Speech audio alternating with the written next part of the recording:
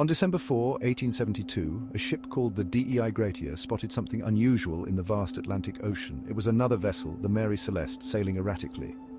The DEI Gratia, captained by David Morehouse, approached cautiously. The Mary Celeste seemed deserted. Morehouse sent a boarding party to investigate. They found the ship eerily deserted, with no signs of struggle or violence. It was as if the crew had vanished into thin air. The table was set for a meal, with half-eaten food still on plates. Personal belongings lay untouched in cabins. The ship's logbook ended abruptly, with no explanation for the crew's disappearance. The Mary Celeste was, for all intents and purposes, a ghost ship. It had been sailing on autopilot, a phantom vessel adrift in the open sea. The discovery of the abandoned Mary Celeste sent shockwaves through the maritime world. How could a seaworthy vessel be found deserted without a trace of its crew? Where had they gone, and what had become of them? These questions have haunted maritime historians and armchair detectives for over a century, turning the Mary Celeste into a legend synonymous with maritime mystery. The Mary Celeste quickly became a fixture in newspapers and taverns, a tale whispered with a mix of fascination and dread. Was it piracy on the high seas? Had the crew been taken by some unknown force?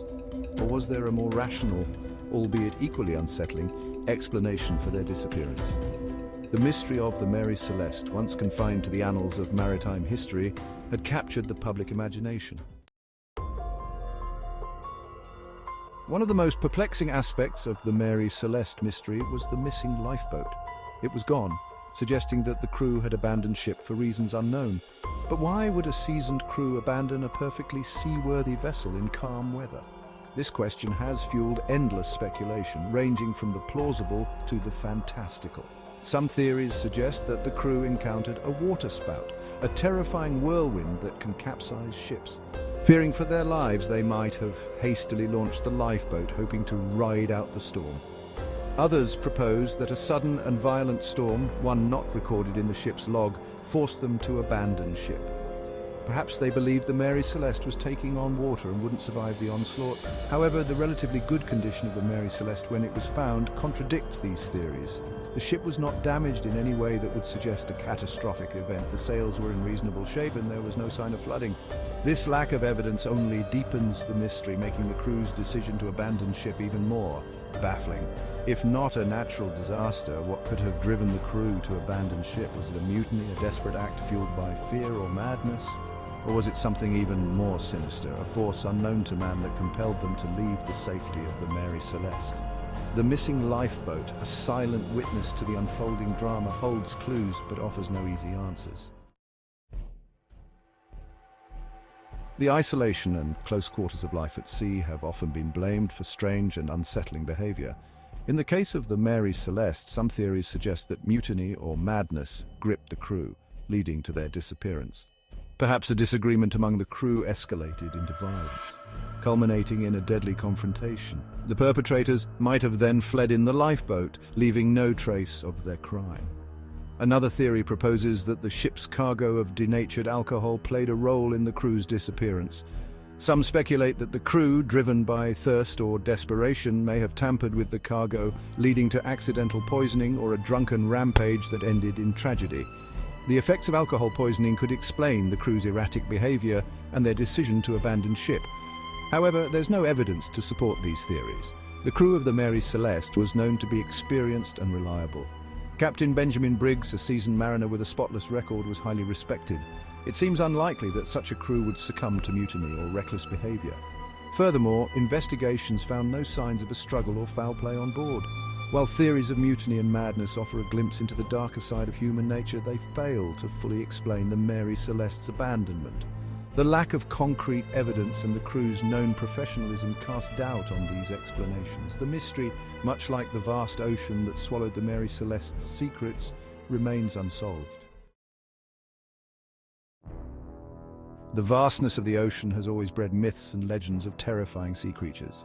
It's no surprise, then, that some theories about the Mary Celeste involve encounters with monstrous denizens of the deep.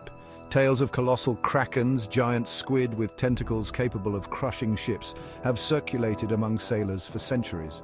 These stories, passed down through generations, have become part of maritime folklore, painting a picture of the ocean as a place of both wonder and terror. The idea of a giant squid or kraken attacking a ship is not just a tale of horror, but a reflection of the fear and respect sailors have for the sea's unknown depths.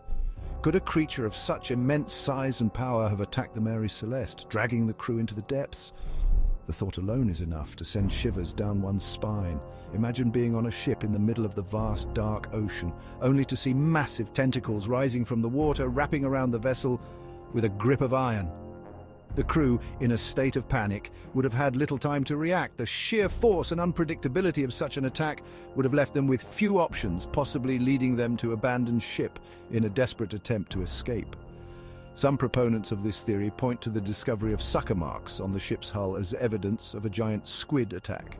These marks, they argue, are telltale signs of a struggle between the ship and a massive sea creature. The circular imprints resembling the suction cups of a squid's tentacles suggest a violent encounter. However, the interpretation of these marks is highly debated. While some see them as clear evidence of a giant squid, others believe they could be the result of other natural phenomena or even human activity. They argue that the crew, terrified by the assault, might have fled into the lifeboat only to be pulled under by the creature's massive tentacles. The image of sailors desperately trying to escape only to be dragged back into the abyss is a haunting one. It speaks to the primal fear of the unknown and the powerlessness one feels in the face of nature's fury. The lifeboat, meant to be a means of salvation, becomes a trap, sealing the crew's fate as they are pulled into the depths by the relentless grip of the sea monster. The image of the Mary Celeste under siege by monstrous kraken, its tentacles wrapped around the masts, is a chilling one, fueling nightmares and captivating imaginations.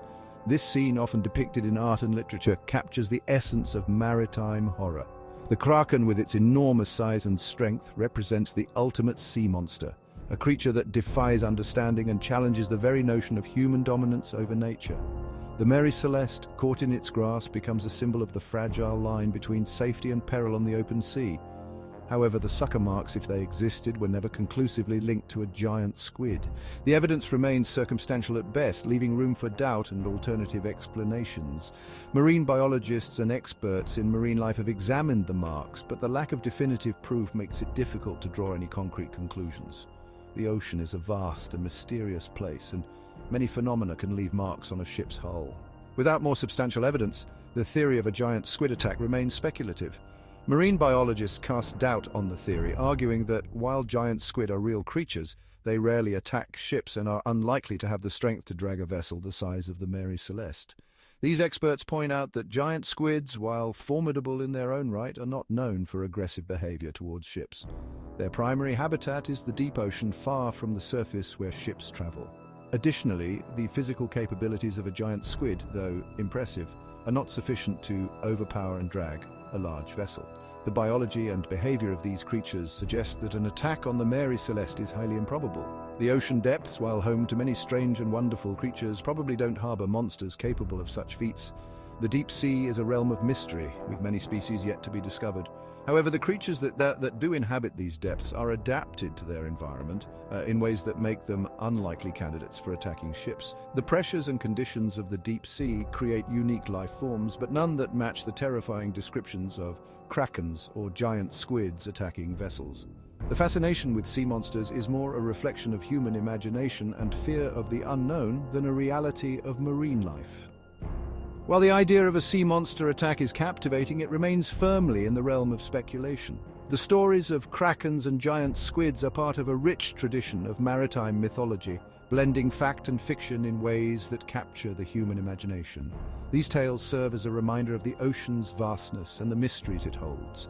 They also highlight the human tendency to explain the unknown with fantastical creatures, creating narratives that both entertain and caution.